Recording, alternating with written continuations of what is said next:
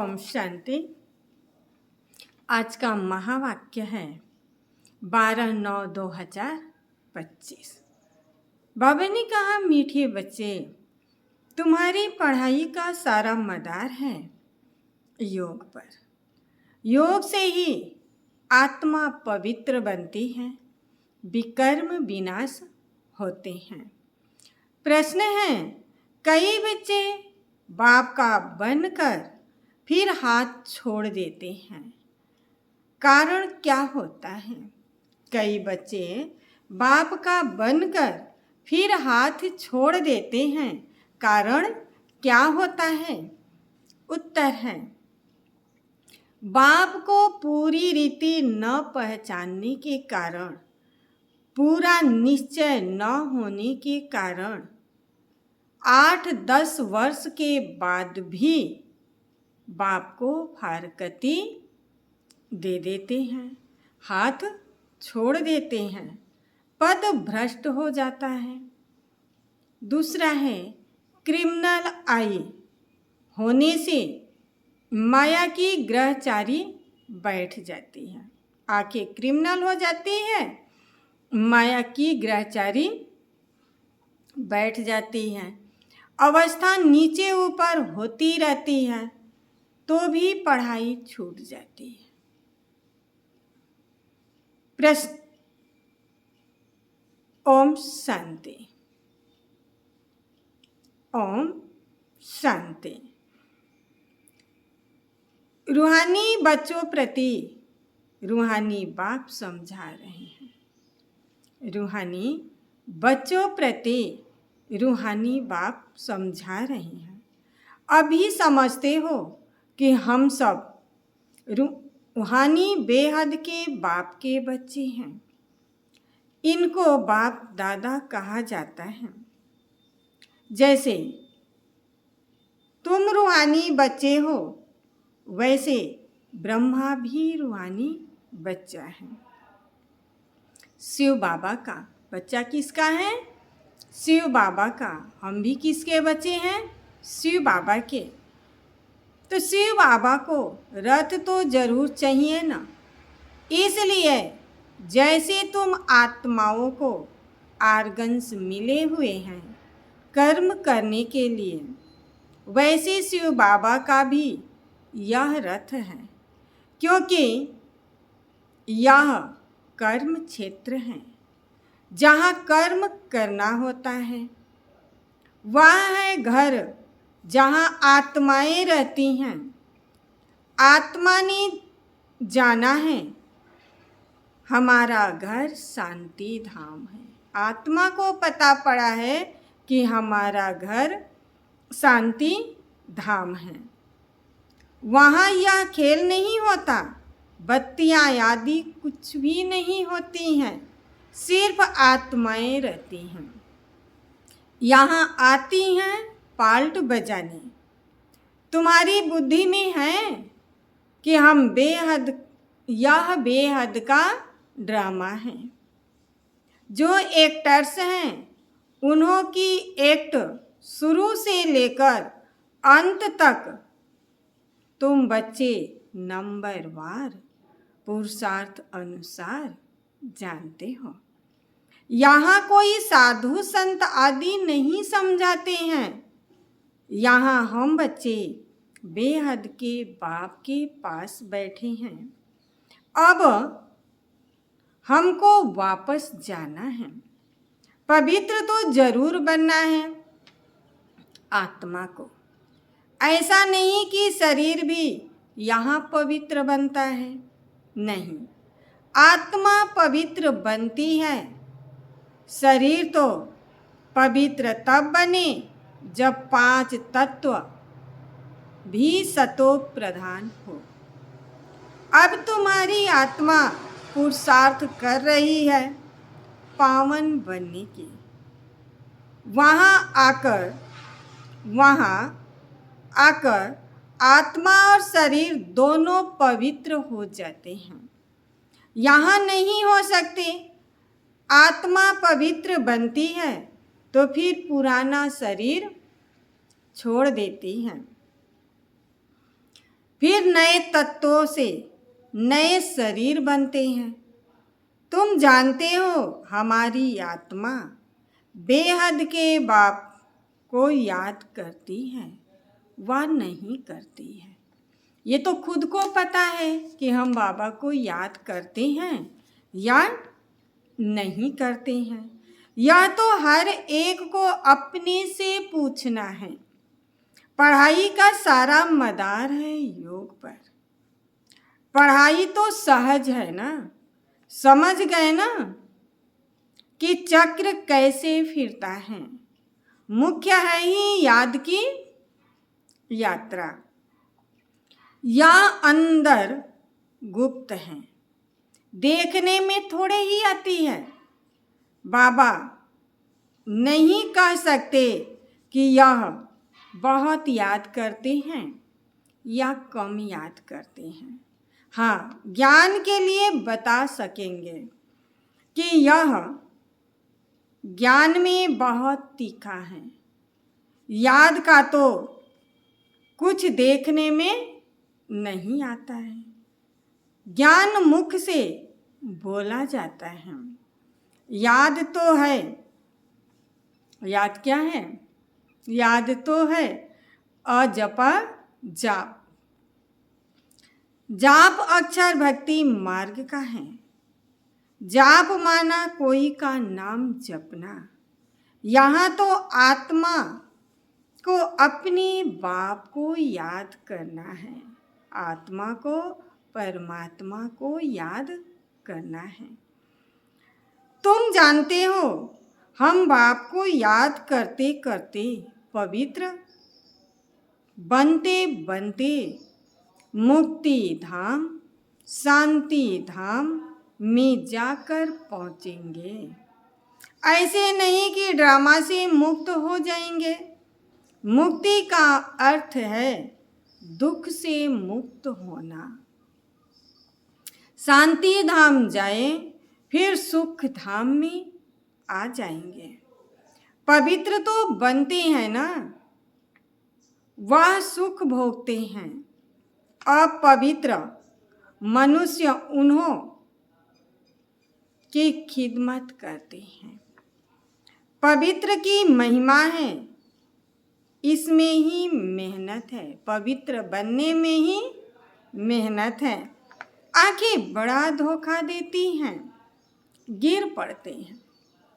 नीचे ऊपर तो सबको होना पड़ता है। ग्रहचारी सब पर लगती है।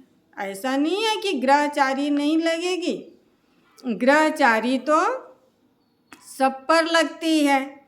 भल बाबा कहते हैं बच्चे भी समझा सकते हैं। फिर कहते हैं माता गुरु चाहिए, क्योंकि अब माता गुरु का सिस्टम चलता है। आगे आगे माताओं पिताओं का था, अभी माताओं का चलता है। आगे पिताओं का था। अभी पहले पहले कलश माताओं को मिलता है। माताएं मेजॉरिटी में हैं। कुमारियां राखी बांधती हैं पवित्रता के लिए। भगवान कहते हैं काम महा शत्रु है, इस पर जीत पहनो। रक्षा बंधन पवित्रता की निशानी है। वो लोग राखी बांधते हैं, पवित्र तो रहते नहीं हैं। वह सब हैं आर्टिफिशियल राखी, कोई पावन बनने वाले नहीं हैं। इसमें तो ज्ञान चाहिए। पावन बनने के लिए तो ज्ञान चाहिए। अभी तुम राखी बांधते हो, अर्थ भी समझते हो और समझाते हो, या प्रतिज्ञा कराते हैं। जैसे सिख लोगों को कंगन निशानी होती है ना, परंतु पवित्र तो रहते नहीं हैं। पतित को पावन बनाने वाला सर्व का सद्गति दाता, वह भी देहधारी नहीं है। पानी की गंगा तो इन आँखों से देखने में आती है। बाप जो सद्गति दाता है उनको इन आँखों से नहीं देखा जाता। आत्मा को कोई भी देख नहीं सकते कि वह क्या चीज़ है। कहते भी हैं हमारे शरीर में आत्मा है, उनको देखा है, कोई कहेंगे नहीं। और सब चीज़ें जिसका नाम है वह देखने में जरूर आती है। जिन चीज़ों का नाम है वो देखने में जरूर आती है। आत्मा का भी नाम होता है। कहते भी हैं भ्रिकुटी के बीच में चमकता है अजब सितारा, परंतु देखने में नहीं आती। परमात्मा को भी याद करते हैं, देखने में कुछ भी नहीं आएगा। लक्ष्मी नारायण को देखा जाता है इन आँखों से। लिंग की पूजा भल करते हैं, परंतु वह कोई यथार्थ रीति हो नहीं सकता। देखते हुए भी जानते नहीं हैं परमात्मा क्या है, यह कोई नहीं जान सकते। आत्मा तो बहुत छोटी सूक्ष्म बिंदु है, देखने में नहीं आती है। न आत्मा को न परमात्मा को देखा जा सकता है, जाना जा सकता है। अभी तुम जानते हो हमारा बाप आया हुआ है। इनमें किनमें? ब्रह्मा बाबा में। इस शरीर की अपनी आत्मा भी है।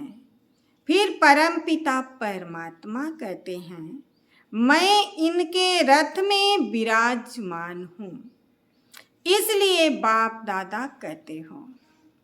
अब दादा को तो इन आँखों से देखते हो, ब्रह्मा बाबा को तो इन आँखों से देखते हो, बाप को नहीं देख सकते।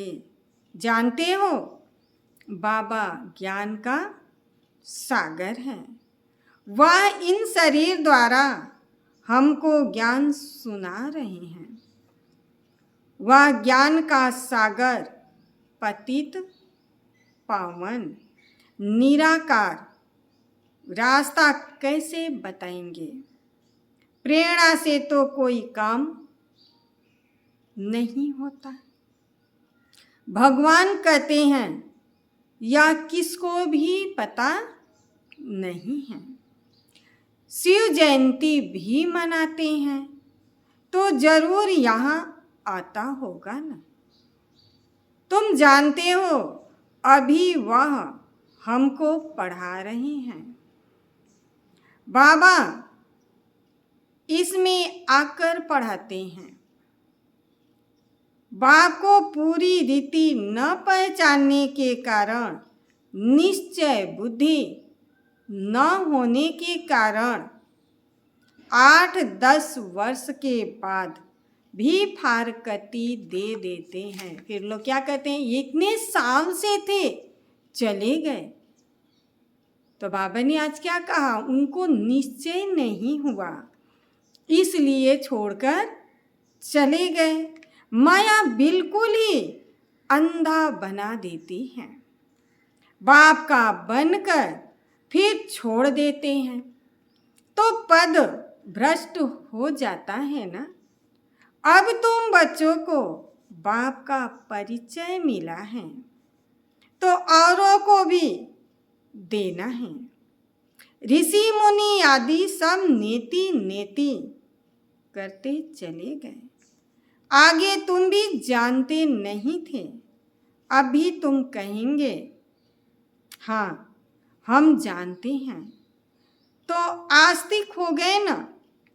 सृष्टि का चक्र कैसे फिरता है, यह भी तुम जानते हो। सारी दुनिया और तुम खुद इस पढ़ाई के पहले नास्तिक थे। अब आपने समझाया है तो तुम कहते हो, क्या कहते हो? हमको परम पिता परमात्मा बाप ने समझाया है, आस्तिक बनाया है। हम रचता और रचना के यादि मद अंत को नहीं जानते थे। पहले हम नहीं जानते थे। बाप है रचता, बाप ही संगम पर आकर नई दुनिया की स्थापना भी करते हैं और पुरानी दुनिया का विनाश भी कराते हैं। पुरानी दुनिया के विनाश के लिए यह महाभारत लड़ाई है। पुरानी दुनिया के विनाश के लिए यह महाभारत लड़ाई है, जिसके लिए समझते हैं उस समय श्री कृष्ण था, अभी तुम समझते हो निराकार बाप था। उनको देखा नहीं जा सकता। श्री कृष्ण का तो चित्र है ना, देखा जा सकता है। शिव को देख नहीं सकते। श्री कृष्ण तो है सतयुग का पहला प्रिंस, वही फीचर्स फिर हो न सके। श्री कृष्ण भी कब कैसे आया यह भी कोई नहीं जानते। श्री कृष्ण को कंस की जेल में दिखाते हैं। कंस सतयुग में था क्या? याद हो कैसे सकता है? कंस असुर को कहा जाता है। इस समय सारी आसुरी संप्रदाय है ना, एक दो को मारते काटते रहते हैं, एक दो को मारते काटते रहते हैं। दैवी दुनिया थी, वह भूल गए हैं ईश्वरीय दैवी दुनिया ईश्वर ने स्थापना की। यह भी तुम्हारी बुद्धि में है। नंबरवार पुरुषार्थ अनुसार अभी तुम हो ईश्वरीय परिवार के, फिर वहाँ होंगे दैवी परिवार। इस समय ईश्वर तुमको लायक बना रही है, स्वर्ग का देवी देवता बना रही है, बाप पढ़ा रहे हैं। इस संगम युग को कोई भी नहीं जानते। कोई भी शास्त्र में इस पुरुषोत्तम युग की बात नहीं है। पुरुषोत्तम युग अर्थात जहाँ पुरुषोत्तम बनना होना है। सतयुग को कहेंगे पुरुषोत्तम युग। इस समय तो मनुष्य पुरुषोत्तम नहीं है, इनको तो कनिष्ठ तमो प्रधान कहेंगे। यह सब बातें सिवाय तुम ब्राह्मणों के और कोई नहीं समझते हैं। बाबा कहते हैं यह है आसुरी भ्रष्टाचारी दुनिया। सतयुग में ऐसा कोई वातावरण नहीं होता। वह थी श्रेष्ठाचारी दुनिया। उन्हों के चित्र हैं बरोबर। यह श्रेष्ठाचारी दुनिया के मालिक थे। भारत के राजाएं होकर गए थे जो पूजे जाते हैं। पूजा पूज्य पवित्र थे। अब पूजा पवित्र की होती है। तो देवताएं कौन थे? पूज्य पवित्र थे, जो ही फिर पुजारी बने। पुजारी भक्ति मार्ग को और पूज्य ज्ञान मार्ग को कहा जाता है। पूज्य सो पुजारी। पुजारी फिर पूज्य कैसे बनते हैं, यह भी तुम जानते हो। इस दुनिया में पूज्य एक भी हो न सके। पूज्य परमपिता परमात्मा और देवताओं को ही कहा जाता है। परमपिता परमात्मा है सबका पूज्य। सब धर्म वाले उनकी पूजा करते हैं। ऐसे बाप का जन्म यहाँ ही गाया जाता है। शिव जयंती है ना, परंतु मनुष्यों को कुछ भी पता नहीं कि उनका जन्म भारत में होता है। आजकल तो शिव जयंती भी हॉलीडे भी नहीं करते। शिव जयंती पे छुट्टी भी नहीं रखते। जयंती मनाओ न मनाओ तुम्हारी मर्जी। आर्टिफिशियल हॉलीडे नहीं है। जो शिव जयंती को नहीं मानते हैं वह तो अपनी काम पर चले ही जाते हैं। बहुत धर्म है ना, सतयुग में ऐसे बातें नहीं होती हैं। वहाँ यह वातावरण ही नहीं होगा। सतयुग है ही नई दुनिया, एक धर्म। यहाँ नहीं पता कि हमारे पीछे चंद्रवंशी राज करेंगे। सतयुग में यह भी नहीं पता कि हमारे पीछे चंद्रवंशी राज करेंगे। यहाँ तुम सब जानते हो, यह पास्ट होकर गए हैं। सतयुग में तुम होंगे, वहाँ किस पास्ट को याद करेंगे? पास्ट तो हुआ कलयुग। उनकी हिस्ट्री ज्योग्राफी सुनने से क्या फायदा है? यहाँ तुम जानते हो, हम बाबा के पास बैठे हैं। बाबा टीचर भी हैं, गुरु भी हैं। बाप आए हैं सबकी सद्गति करने। सभी आत्माओं को जरूर ले जाएंगे। मनुष्य तो देह अभिमान में आकर कहते हैं हम मिट्टी में मिल जाना है। मनुष्य क्या कहते हैं? मिट्टी में मिल जाना है सब कुछ। यह नहीं समझते आत्माएं तो चली जाएंगी, वो तो मिट्टी में मिलेंगी ही नहीं। बाकी सब मिट्टी में मिल जाने हैं। मिट्टी के बने हुए हैं, मिट्टी में मिलेंगे। यह पुरानी दुनिया खत्म हो जाती है। हम आत्मा एक शरीर छोड़ दूसरा जाए लेती हैं।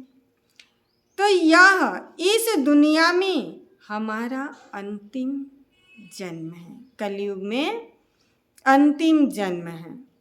सब पतित है। सदैव पावन हो तो कोई रह नहीं सकते। सतो प्रधान, सतो रजो तमो होते ही हैं।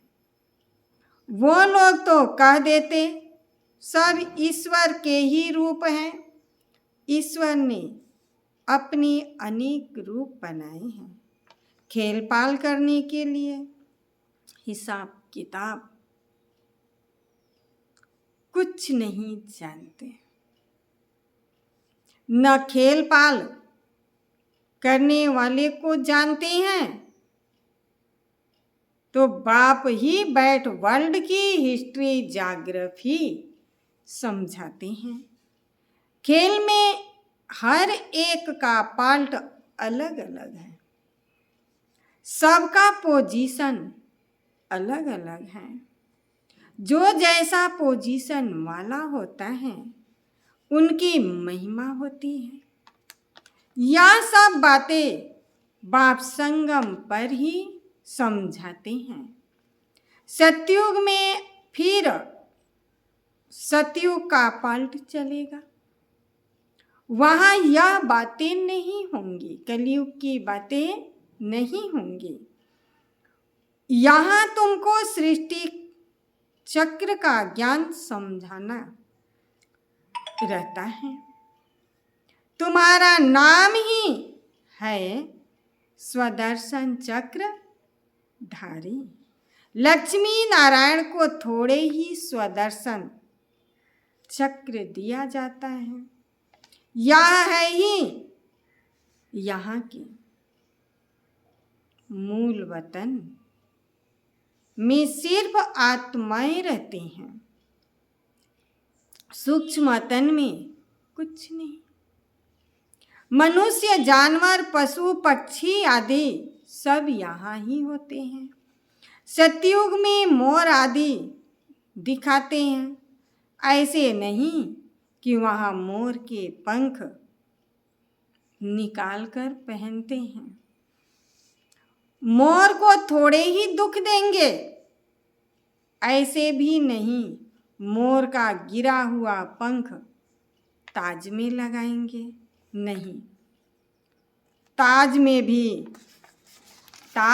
भी क्या होगा, झूठी निशानी दे दिया है। ताज में भी ये सब नहीं होगा, वहाँ तो स्वयं सब पवित्र होंगे,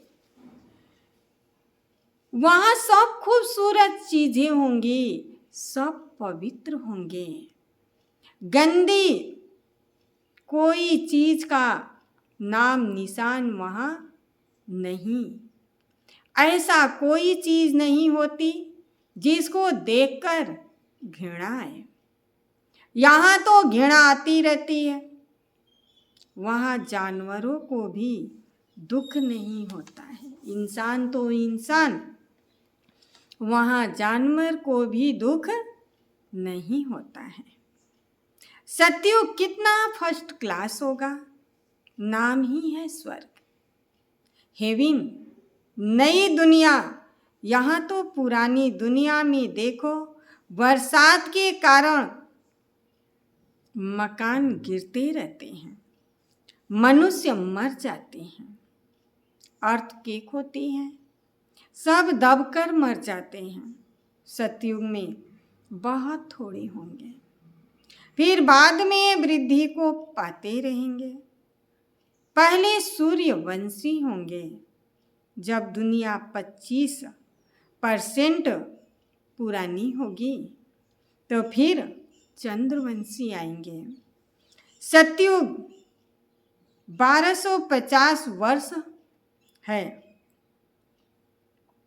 वह है 100% नई दुनिया, जहां देवी देवता राज करते थे। तुम्हारे में भी बहुत इन बातों को भूल जाते हैं। राजधानी तो स्थापना होती ही है, हार्ट फेल नहीं होना है, पुरुषार्थ की बात है। बाबा सभी बच्चों से एक समान पुरुषार्थ कराते हैं। मुरली एक ही चल रही है, योग एक ही तरीके से करना है, तो बाबा सभी को एक जैसा ही पुरुषार्थ कराते हैं। तुम अपने लिए विश्व पर स्वर्ग की बादशाही स्थापना करते हो। अपने को देखना है, हम क्या बनी हैं।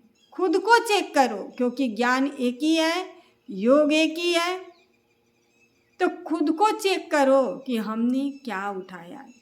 ये 4 पेज की मुरली में से जो जितना उठाएगा 24 घंटे में से जो जितना योग करेगा वो खुद के लिए करेगा और उसी को मिलेगा, दूसरे को नहीं। इसलिए बाबा ने कहा ज्ञान एक जैसे योग एक जैसे। हम पुरुषार्थ सबको एक समान कराते हैं और कौन क्या बनेगा ये खुद देख ले। अच्छा, मीठे मीठे सिकील दे बच्चों प्रति माता पिता बाप दादा का याद प्यार गुड मॉर्निंग। रूहानी बाप की रूहानी बच्चों को नमस्ते। हम रूहानी बच्चों की रूहानी बाप दादा को याद प्यार गुड मॉर्निंग और नमस्ते नमस्ते नमस्ते। सदा रहो हंसते हंसते।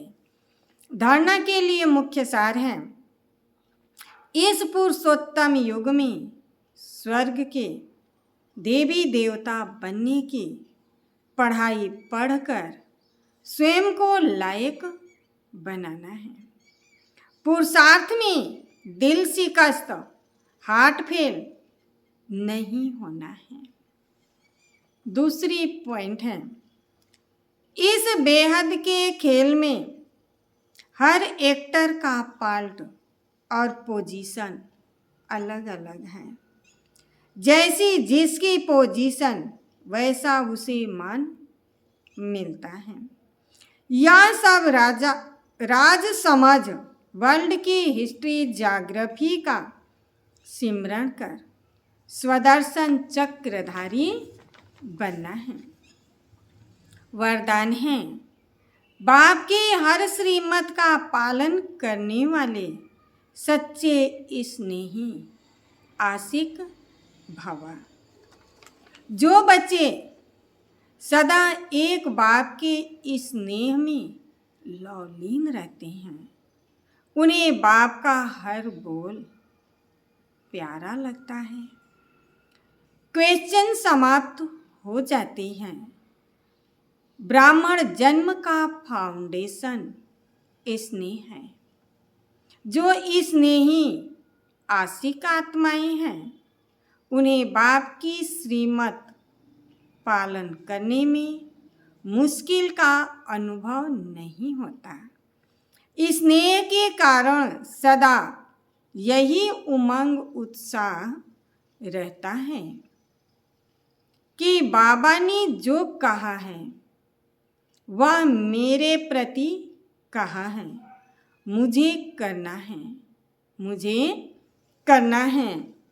स्नेही आत्माएं बड़ी दिल वाली होती हैं, इसलिए उनके लिए हर बड़ी बात भी छोटी हो जाती है। स्लोगन है, कोई भी बात को फील करना यह भी फेल की निशानी है। अब व्यक्ति सारे हैं। अब लग्न की अग्नि को प्रज्वलित कर योग को ज्वाला रूप बनाओ। ज्वाला स्वरूप की स्मृति का अनुभव करने के लिए निरंतर याद की ज्वाला प्रज्वलित रहे। इसकी सहज विधि है, सदा अपने को सारथी और साक्षी समझ कर चलो। आत्मा इस रथ की सारथी है। यह स्मृति स्वतः ही इस देह से व किसी भी प्रकार के देह भान से न्यारा बना देती है। स्वयं को सारथी समझने से सर्व कर्मेंद्रियां अपने कंट्रोल में रहती हैं। सूक्ष्म शक्तियां मन बुद्धि संस्कार भी आर्डर प्रमाण चलते हैं। हम कौन हैं? कर्म इंद्रिय जीत आत्मा है। ओम शांति।